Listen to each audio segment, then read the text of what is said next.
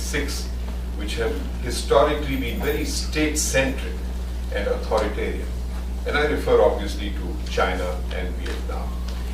Thailand has never had a colonial presence and therefore is not subject to that, but even Myanmar, and how does civil society, of which trade is a part, the business sector is after all part of civil society in a sense, and how do you grow and assert a position that advocates policy changes without threatening your relationship with the state and the government? That too is a challenge, and without making it always too narrow and sectoral in focus. But to be fair to the private sector, in history, they have led the way.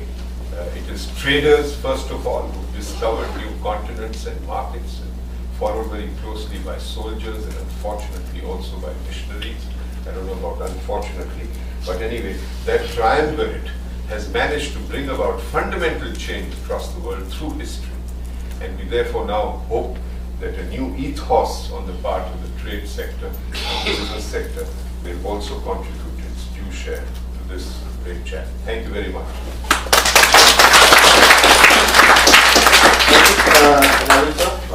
May I now call on Anuthai from Thai Public Broadcasting Service?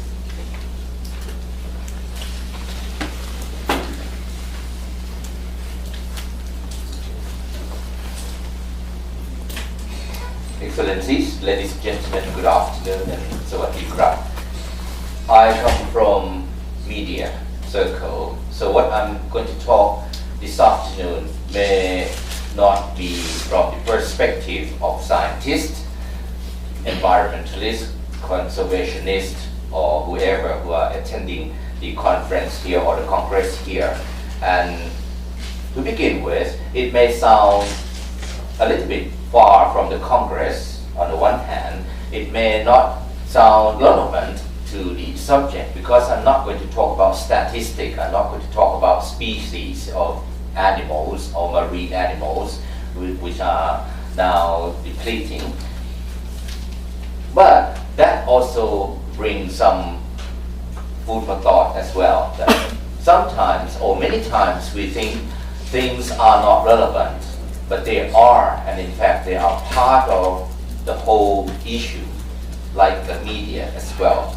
The issues of endangered nature and the overexploitation of natural resources have been addressed and discussed for decades, and we can see from the setting up of many organizations, IUCN as an example, how many decades that we have been working on the conservation of nature. Still, the fact that we have been working for so many years shows that the problems have not been reduced. Worse still, I think we are having more and more problems these days, and in fact in many areas as well. Forums of discussions and debates and sharing of knowledge and experiences have been taking place here and there, and have been sometimes confined to only scientists, experts, academics, and those involved in the issues only. Information and knowledge have not much been disseminated to the people or to the community, except for those who are in the affected area. And even when they are disseminated, we found that most of them are quote-unquote too officials, too technical, or in other words, too difficult to understand for the common people. And therefore, I think it is very important, and it is the point that we may also have to start looking at it. Of course, earlier Ganesh said, for those who are here in the in the conference here or at the Congress here, if you find anyone who do not understand about the conservation of nature, that would be a big problem, yes. But how about people out there, outside this venue, outside this Congress? We can't expect everyone to understand everything that we are talking about in here, and people may not pay attention to what we are doing, because we are scientists, We are conservationists, we are environmentalists, we are nature lovers, we know what we are doing. But people out there may find it far away from their heart. It's not affecting their everyday life, except those who are living in the affected areas. And I think these also are the key issues why we still have to solve the problems. Of course, attempts have been going on. We have seen campaigns, we have seen protests, even some of them are outside here. But all these activities are on and off.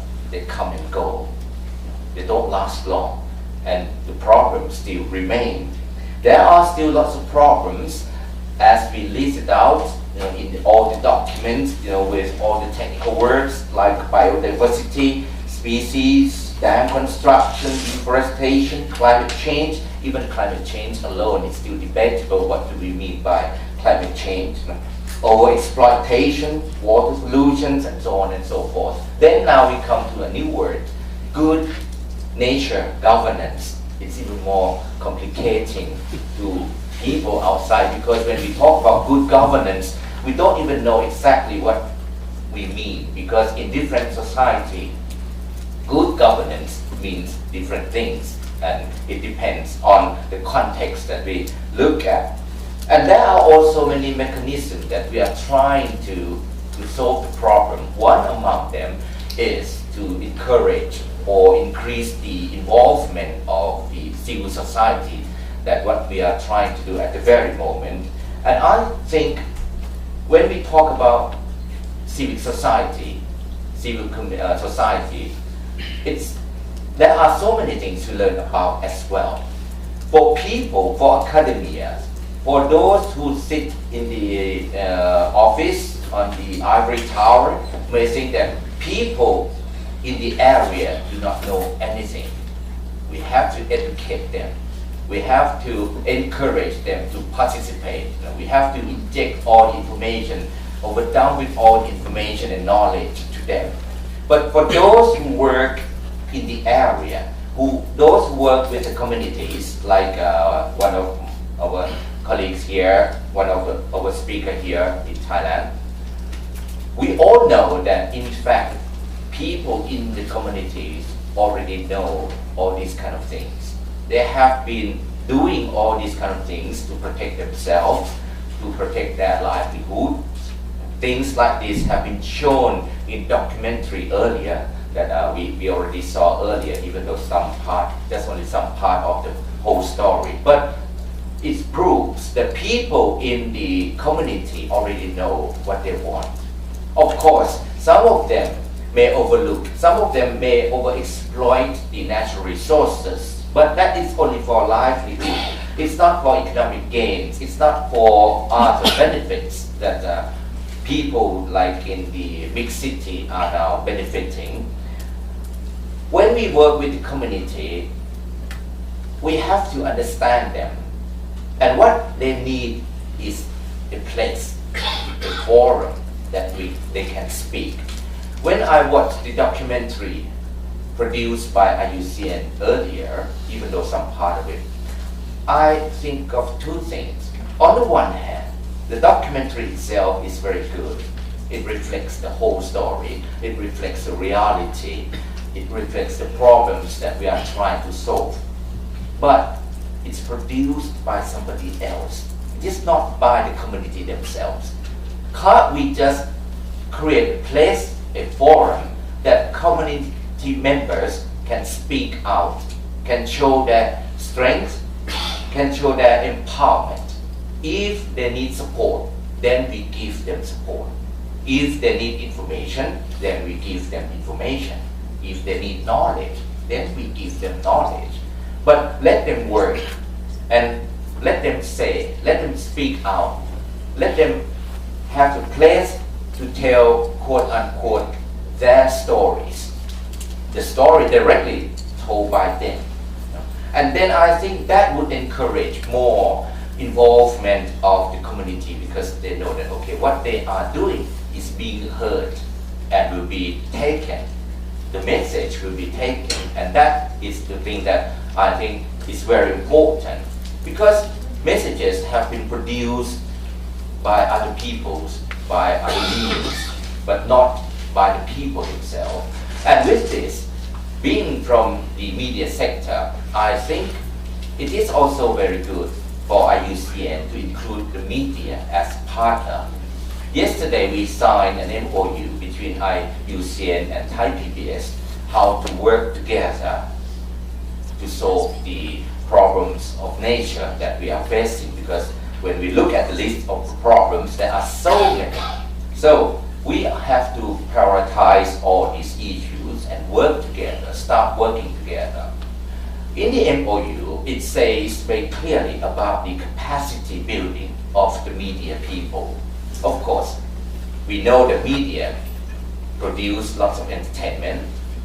The functions of the media are also to educate and inform the people. And that's why many people expect the media to produce all the quote-unquote accurate news reports and documentaries, which may not be always true. Media also need to learn. They also need to learn about nature. They also need to learn about the methodologies. They also need to learn about the capacity of the society. They also need to learn so many things before they can produce accurate information and disseminate to the community. Therefore, capacity building for the media is also very important. Before they can educate anyone, they need to be educated as well. That is one part.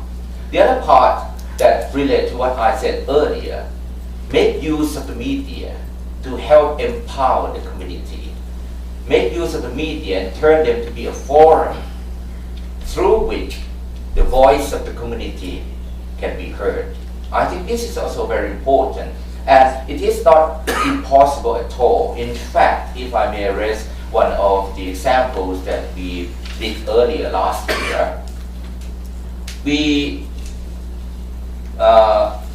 set up a training course for women villagers, because Robert just mentioned about gender and involvement of women in various social problems, in solving many social problems. We provided training for women villagers in the southern part of Thailand. When we set up this program, there were so many questions. Why women? Why in the southern part of Thailand? And the answer were, in the southern of Thailand, as you all know, was badly hit by tsunami many years ago. Many families have been facing lots of problems at the very moment, particularly families of the lost member, the father, the husband, who were dead because of the natural disaster, because of the tsunami. Then the women had to become the leader of the house without knowing all the kind of things. So she had to do everything for the family. These women had lots of problems in the society, in their livelihood. They have lots of things to share, lots of things to learn, lots of things to speak out. So that's why we provide training for them. Train them how to tell the story. Of course, the story must be theirs, but the way how we tell the story, how to do shooting, how to do easy editing, and how to do voice dubbing or narration.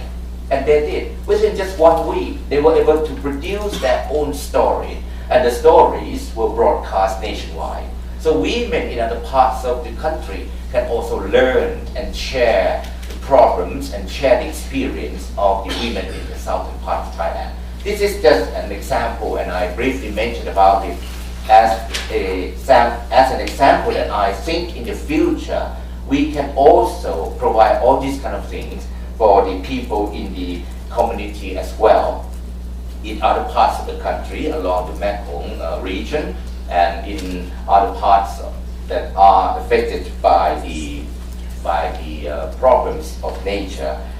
We are talking about nature, as I may emphasize again. So let the report be done by the people naturally. And thank you very much.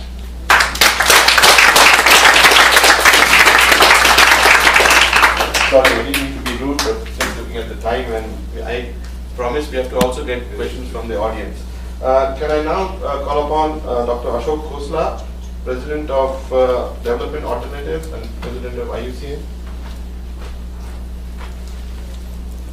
Thank you, Ganesh. I should tell you, for full disclosure, that Ganesh and I met about a decade ago, precisely working on issues of water and rivers. I may come back to that.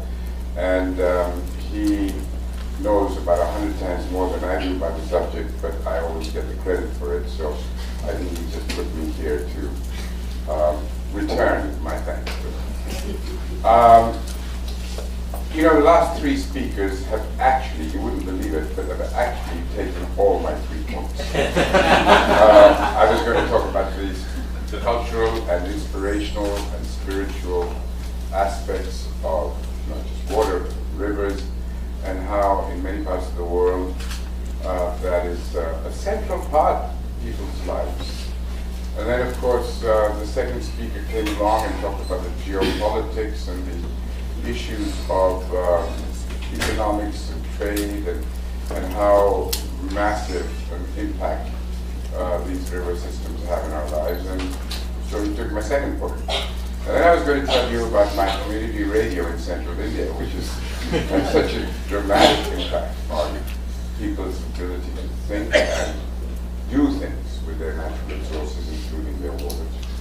So now that's gone, so I'm just trying to figure out what to do.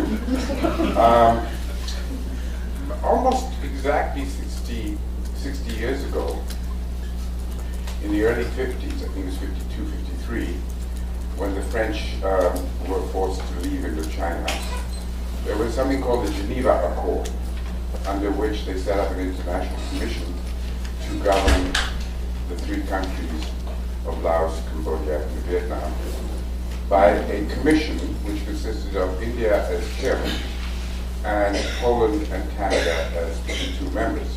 And they sent their little policemen and diplomats and people to be essentially to govern this region.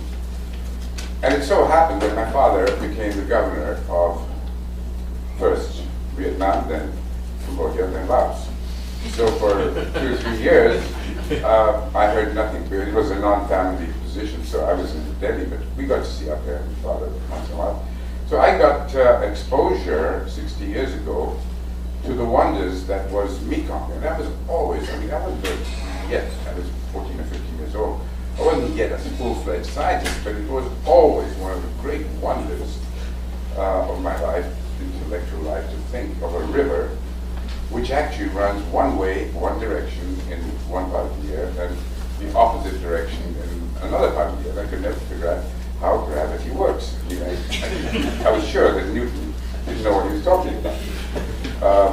Because at Tonle Sap, of course, the river just reverses itself every now and then. And that got me thinking about things like technology and science. And basically, when I got beyond my misspent youth and started thinking about what the world really needed, I set up and worked in an organization in India which is devoted really to looking at the relationship between people and nature. Removing poverty is regenerating the environment in most parts of the world, and vice versa. I had occasion to think a great deal about technology and scientific understandings that would lead to a better life for people and a better long-term future for them. One of the things that I have done a great deal of work on, because I don't really know much about the Mekong or rivers as such, or nor really about many of the other issues that people talk about. I know it's a spiritual issue, and I know that river systems have huge economic impacts, and I know this communication and participation of people is critically important. I know all that. But what I don't know much about is how do you make it happen. So I, being a physical scientist, started working on things like alternative means of satisfying those basic needs, which we today satisfy by destroying nature's gifts, like rivers, for example. I got very heavily involved in trying to get the government of India to adopt what is called conjunctive use of groundwater and surface waters, for example. According to my calculations, just the Gangetic Plain, the river Ganges, if you use it properly during the seasons, putting water into the ground when appropriate and using it when it's filled, according to certain very simple mathematical laws, can produce enough food for the whole subcontinent, if not more. The use of small dams, what we call check dams or stock dams, can totally change water regimes, completely change the local economies,